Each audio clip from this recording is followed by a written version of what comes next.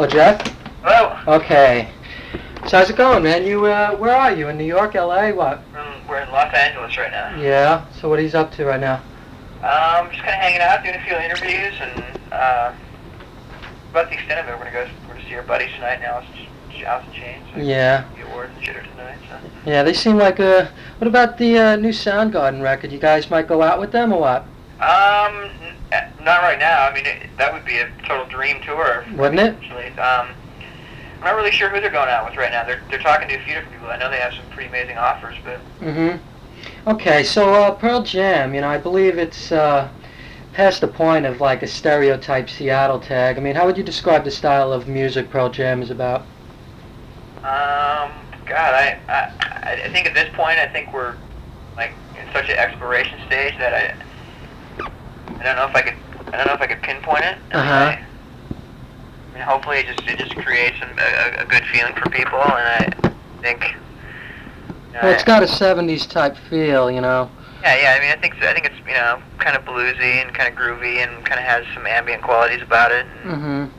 Okay, I just have the advance, so I don't know like who wrote what or whatever. But did most of the writing come from Stone and yourself, or what? Yeah, and Eddie wrote a song, and the whole group wrote a song too.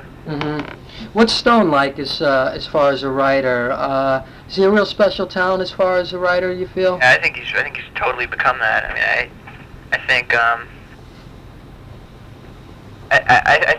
he's really become really prolific too. I think both of us have gotten to the point to where we've just decided that we weren't going to scrap any musical ideas that we had, no matter how kind of weird or bizarre they were. And I mean, so when anybody brings in an idea for a song, it gets tossed around until something comes out of it. And it's totally the way that the first record was. I mean, there's like Once and Alive and Black were all songs that Stone wrote like really early on. And the rest of the songs kind of happened when we got together. I mean.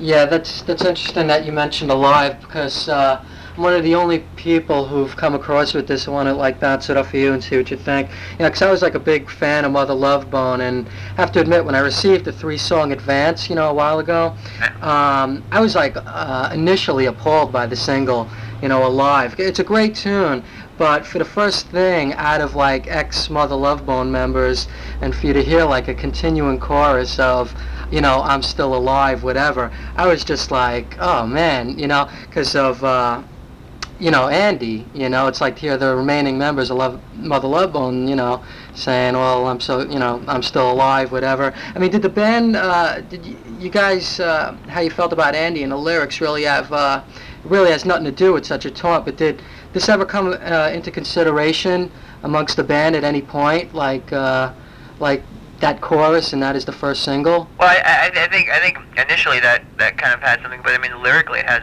nothing to do with it. Yeah, from where Eddie's coming from, it has absolutely nothing to do with it. It's a total personal thing from I don't know, the way that Eddie grew up and all the things that happened to him, and I think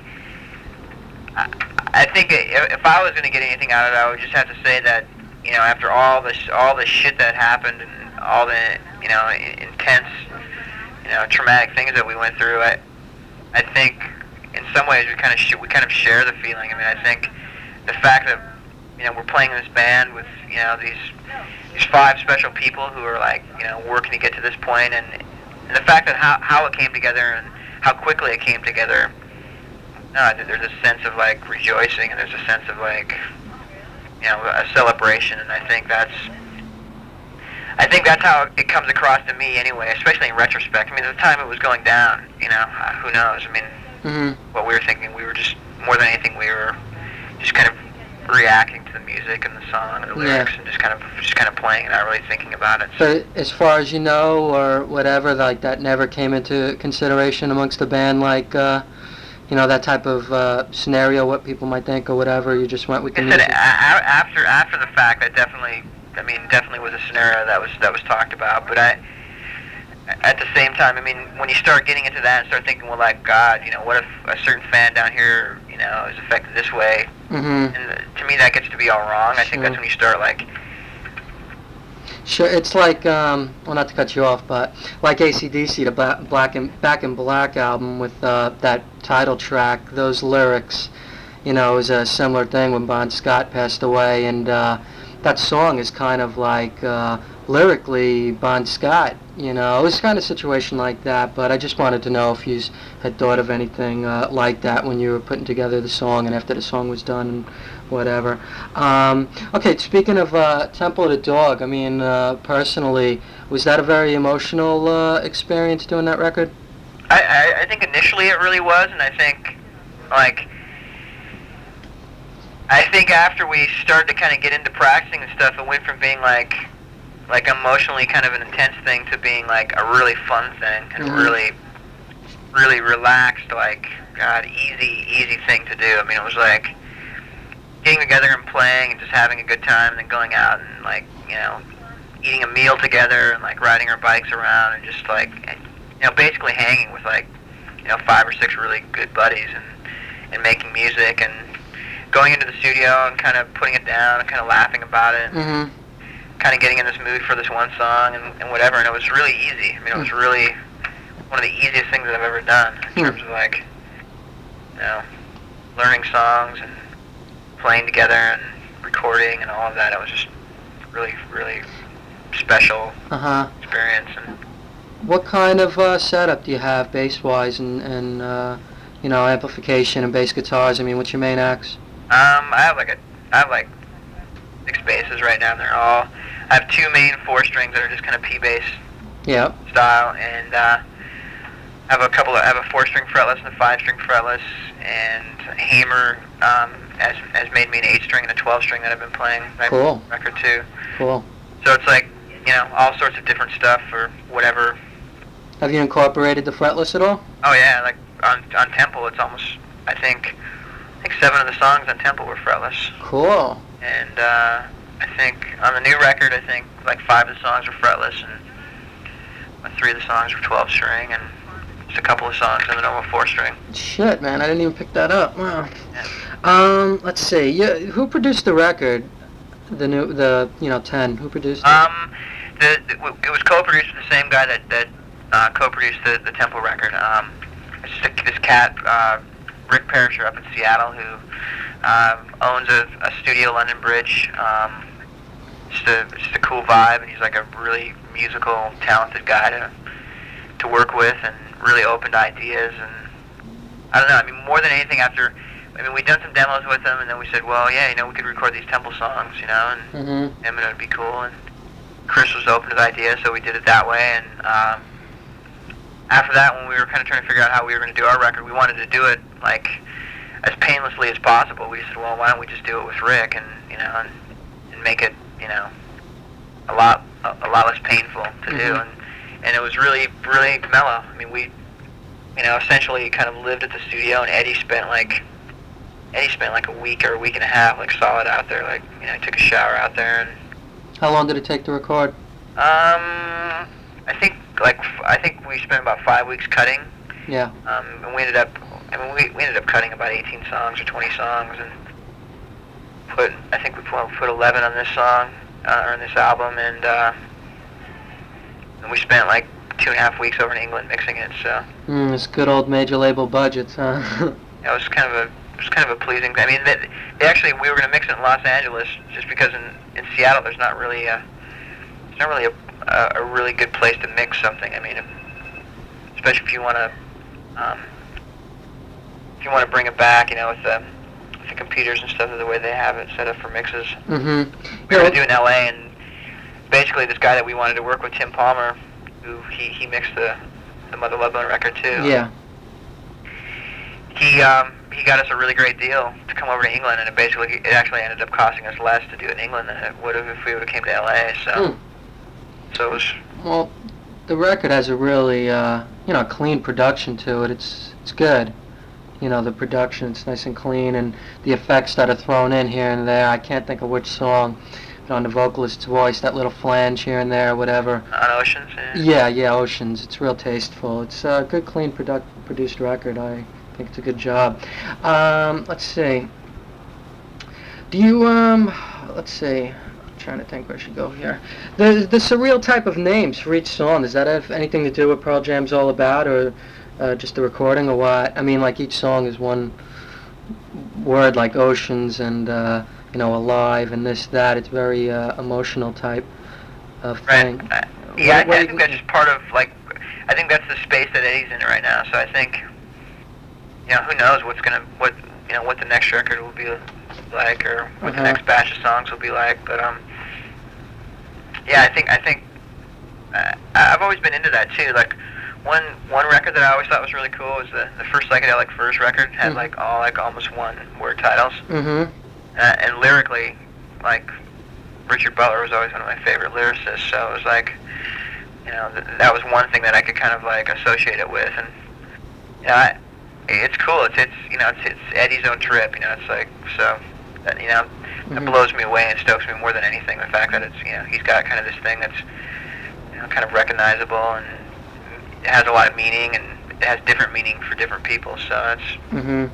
I mean, yeah, getting back to Mother Love Bone, because that was just a tremendous record, Apple, favorite among many writers. How did the remaining members, want the recording of Apple to be marketed, after the completion of the record? The feelings of the band, the decisions, and the dilemma of continuing to promote the album/band, what was that like for you guys besides Polygram? Right, well, I think personally, especially as far as Stone and I were concerned, I think as far as what we wanted to do individually, I think we wanted the record to come out, but I don't think we wanted to promote it at all. I think it was just kind of like, fuck, the band's over, whatever. But there was the other side of us that really wanted,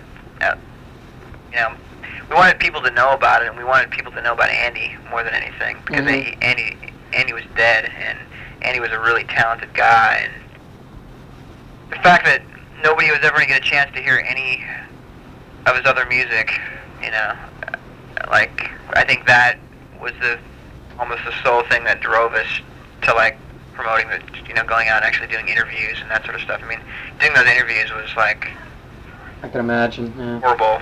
Yeah. It wasn't any fun at all. And, that was the main thing. I mean, if somebody said, what do you miss most about Andy? And I said, I miss, like, the fact that he's never going to be able to do, like, a solo record, or which would have been his thing. I mean, that would have been him in his, prime, like him sitting down at a piano, or, him with an acoustic guitar doing, like, his, Elton, Mark Bolan thing, and that's more than anything, I just wanted to make sure that, there was at least a handful of people out there that knew who he was, because he was a special guy, so. Yeah, so where are you coming from as far as material that, and a possible solo career, this, that? I mean, it's just material that he had written and he had somewhat like in the vault, so to speak, that didn't come out yet. You talking about something like that? Yeah, he had like so much. I mean, he wrote songs every day. I mean, he was like, and I'm not saying every one of those songs was like an amazing song. Probably like 2 out of every 10 songs were like amazing, but I don't know. I mean, he had backlogs and backlogs of lyrics and songs, and I mean. I couldn't even imagine how many songs there's probably at least 100 songs that he had on tape. So before the tragedy, I mean, how long did you know him for? Jeez. You and Stone, the band, whatever, Yeah, I mean, during the whole Green River period, well, actually, even before that, shit, I mean, I was like in a total punk rock, like, thrash band, like before Green River. Like, which band was that? It was a band called Deranged Diction. It was like really, really fast, and then like the total slow, like speed changes, and pretty bad, pretty awful punk band. But they were doing the Malfunction thing then, and I remember the first time that I saw him. God, who was playing? Oh, actually, we played with them. It was Husker Du and us and them, and we played, and then they came on after us, and the guitar player and the drummer were up playing, and Andy was playing bass and singing, and I could hear him, but I couldn't see him, and then all of a sudden I kind of like looked back, and he was like walking across the bar in this totally outrageous outfit, like playing his wireless bass, and it's like, I'd known him for probably 5 years before he died. And I worked with him in a restaurant for like a year and a half. Mm-hmm. Now, like, I don't want to get too personal or whatever, but since you guys were together for, a few years with before and during Mother Love Bone, whatever, I mean, didn't you guys have, like, a sort of grip on the situation and what he was getting involved in? And Oh, yeah, I mean, we were totally aware of it, and, and I think individually we all try to, help him out and try to communicate about it, but he had a hard time with that. I mean, he was, I don't know if you know people who are yeah, it's tough. really Yeah. addictive and really insecure and stuff, but he was like the epitome of that, and that was part of his whole trip. I mean, the fact that he was this guy that really went out of his way to make people happy, I think that was, his way of dealing with, all of his problems. And I mean, there's only so much you can do. I mean, you can't constantly babysit somebody, and Yeah. and we tried every angle in terms of like, we tried being, the hard line. We tried like, just kind of letting him do what he wanted to do, and there's not really any answer to that. Yeah. People like that need to figure it out for themselves, and they need to be, driven to help themselves. And we definitely learned a lot from the situation. Yeah, I'm sure you did. I mean, it's just a fucking shame, what happened, plain and simple. But I mean, this guy's got a happening band now, and life goes on. Is there any kind of like stage dramatics that you guys would like to incorporate, or eventually incorporate into your live show? Meaning anything like just a visual light, surreal light show or something, Yeah, I mean, I think at this point, like, I think our whole trip is just keeping it like pretty stripped down and pretty simple, and not really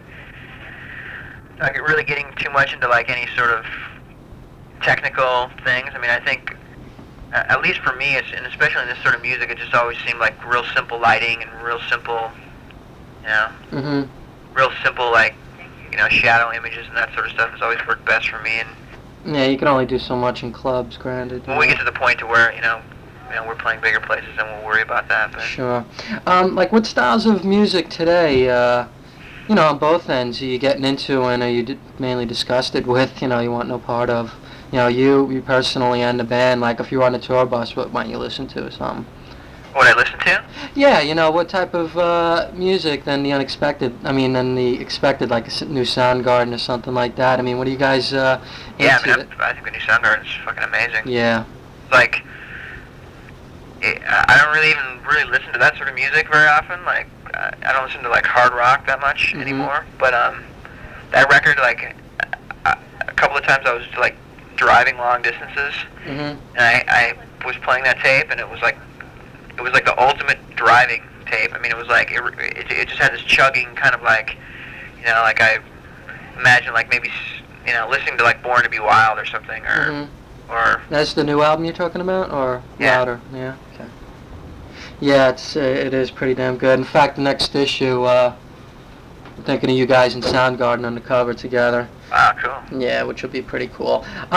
You guys, just a few more questions. You guys getting? Do you picture yourself getting involved somewhat in the political end of, writing, or what will your main lyrical themes for Pearl Jam usually be? I don't know. I mean, for the most part, that's kind of Eddie's trip, and I think he draws more on like personal experiences, and I think I think in some ways that always ends up being tied into political things or whatever. I mean, when you hang out in New York City and you see thousands of homeless people hanging out, that's a political issue. So I think all those sorts of things definitely affect him and us. So.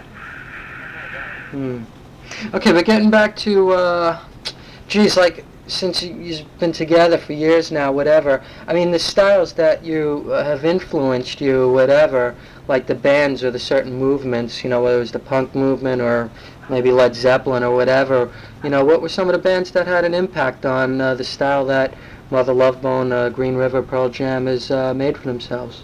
I think, well, starting at the beginning, I think as far as Green River goes, I think like the whole, like later period Black Flag, like middle period Black Flag, like My War and that whole era, Sure.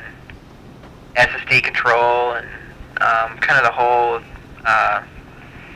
even more the later straight edge kind of period, like DYS and Minor Threat and that whole thing. You miss those days? There's aspects about it that I miss. I mean, I miss the realness of a lot of that stuff. But at the same time, if you search it out, you can, you can find those sorts of bands around. I mean, What do you think of Rollins' band? whose? The Rollins' band. You know, Henry's current band. I think they're pretty cool. I don't know. The Henry Rollins thing. Green River actually played a couple of times with them, and I thought he was like a god. Yeah. And then, like, when we went backstage, like in between, like we found out that Black Flag had one of the dressing rooms.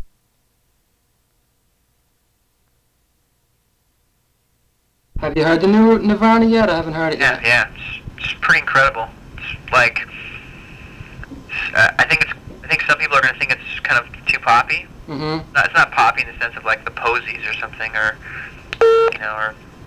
or like a general pop band, because it's still really heavy, but songs are so fucking catchy. I mean, really, really catchy.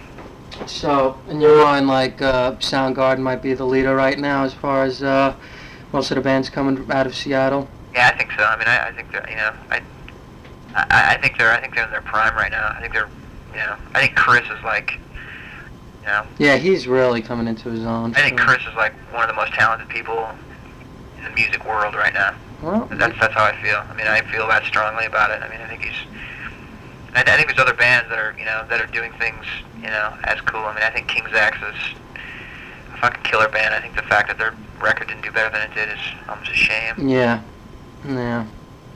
What about Skin Yard? I'm pretty blown by how far they've come too.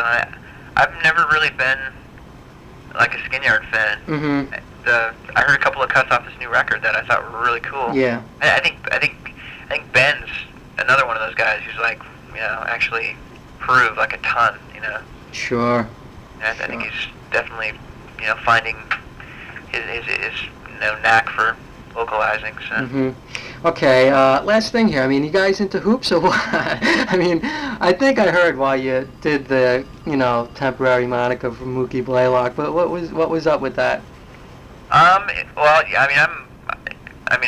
I'm especially like really totally into hoops. I mean, you could have picked a better team than the Nets. I mean, come on. I mean, more than anything, I think we could relate to him. I mean, Eddie actually said something too, where he said that it was a thing where we could really relate to him, because here was this guy who was like pretty good in college, but he's like kind of short and like just tries really, really, really hard. That's just like his whole trip. And the first year in the NBA, like he got injured, and I think more than anything we can just kind of relate to the trip. And he has a really cool name too, so it was like the underdog. Like I don't know, like rooting for the underdog, and that's kind of where we're at right now. So. Well, I'm in New York. You think Patrick Ewing will get traded or what? God, that'd be a crime. Yeah. Yeah, I've never been like a Knicks fan. Like, not since like the olden days, like when Willis and Earl the Pearl and were there and stuff. But it just seems like right now they got Pat Riley, who's gonna come in and kick some ass, and Ewing's there, and I don't know. Yeah. I think I could almost become a Knicks fan in the next couple of years, like if things worked out. Yeah, Riley adds some spice to things, but it's a pretty bad scene here with with you, and they're saying it's 50-50 he'll go, but we'll see what happens. Okay, so when are you gonna be in New York? We're gonna be out there October 17th. We're gonna come back like November 1st and 2nd too. I think there's some CMJ action happening at that point, so we can do a show there, and we'll probably be back around there like a few times. I mean, they're telling us that we're going to be out till next summer, so I'm ready to live up to our end of it. So. Well, great. Well, thanks for the interview, and I look forward to seeing the band and meeting yourself and Stone. Myself and my editor will be there for sure. Good luck with the record and everything, and continued success. Cool. All right. Take care, man. Take care. See you, man. Bye.